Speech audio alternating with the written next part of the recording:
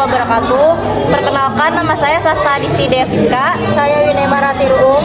Jadi hari ini kami berdua ingin mempresentasikan tugas PKN, yaitu ancaman integrasi nasional di bidang ekonomi.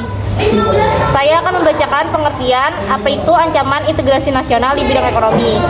Jadi, ancaman integrasi nasional di bidang ekonomi merupakan sebuah ancaman yang di dalamnya tidak dilibatkan kekuatan senjata atau peralatan berbahaya lainnya. Namun, jika terus dibiarkan, maka ancaman tersebut akan berbahaya bagi kedaulatan dan keutuhan seluruh wilayah negara serta akan memberi dampak buruk terhadap keselamatan masyarakat, terutama di bidang ekonomi. Mengatasi ancaman non militer adalah tugas dari lembaga pemerintah yang berada di luar bidang pertahanan, tergantung pada bentuk serta sifat ancaman yang dihadapi. Di samping itu sangat dibutuhkan pula dukungan oleh unsur lain dan kekuatan bangsa. Jadi, menurut Dominic Salvatore, integrasi ekonomi adalah suatu kebijakan komersial yang secara diskriminatif mengurangi atau bahkan menghapus hambatan-hambatan perdagangan hanya kepada para negara anggota kesepakatan. Selanjutnya ada contoh-contohnya. 1. Kelangkaan. Kelangkaan terjadi sebab barang yang diproduksi kurang sedangkan permintaan dari konsumen membeludak. Kelangkaan menyebabkan harga barang menjadi naik. Dengan adanya kelangkaan, maka pemerintah melakukan impor. Apabila pemerintah sering melakukan impor, maka persaingan produk dalam negeri semakin ketat. 2. Inflasi. Inflasi adalah peredaran uang yang semakin tinggi. Inflasi ditandai dengan naiknya harga bahan baku dan sembako. 3. Impor. Impor dilakukan ketika bahan baku dalam negeri kurang mencukupi kebutuhan. Misalnya saja impor beras dari luar negeri. Padahal Indonesia memiliki banyak sawah. Impor adalah membeli barang dari luar negeri. Ketika kita impor barang, maka barang akan terkena pajak dan itu yang membuat harga barang menjadi mahal. 4. Kemiskinan. Miskin disebabkan karena upah yang didapat tidak sesuai dengan standar upah minimum. Dengan adanya kemiskinan, membuat pemerintah mengeluarkan subsidi berupa bantuan.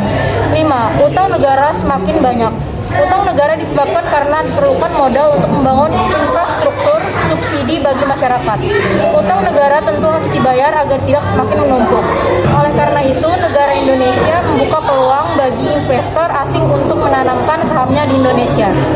Dengan begitu, jika ada keuntungan, maka dapat digunakan untuk menutup utang Indonesia. Indonesia utang pada IMF sebagai lembaga keuangan dunia. Upaya-upaya pemerintah Indonesia dalam menghadapi ancaman di bidang ekonomi. 1. Menciptakan lapangan kerja baru dalam skala yang besar dengan tujuan memberantas kemiskinan. 2. Melakukan pembangunan infrastruktur dalam negeri. 3. Menciptakan sebuah iklim usaha secara kondusif. 4. Menghindari kebiasaan ketergantungan utang luar negeri. 5. Menekankan angka inflasi. Jadi kesimpulannya adalah ancaman integrasi nasional di bidang ekonomi merupakan sebuah ancaman yang di dalamnya tidak dilibatkan kekuatan senjata atau peralatan bahaya lainnya. Namun, jika terus dibiarkan, maka ancaman tersebut akan berbahaya bagi kedaulatan dan keutuhan seluruh wilayah negara serta akan memberi dampak buruk terhadap keselamatan masyarakat, terutama di bidang ekonomi. Dan sarannya, sebaiknya pemerintah dan masyarakat bisa saling berkontribusi satu sama lain agar globalisasi ekonomi dan dampak globalisasi ekonomi berkurang. Salah satunya dengan berusaha dan serius untuk mengatasi globalisasi ekonomi itu sendiri, membuka lapangan pekerjaan dan cara-cara lainnya untuk mengatasi globalisasi ekonomi itu. Oke, itu saja presentasi dari kami. Kami tutup. Terima kasih. Wassalamualaikum warahmatullahi wabarakatuh.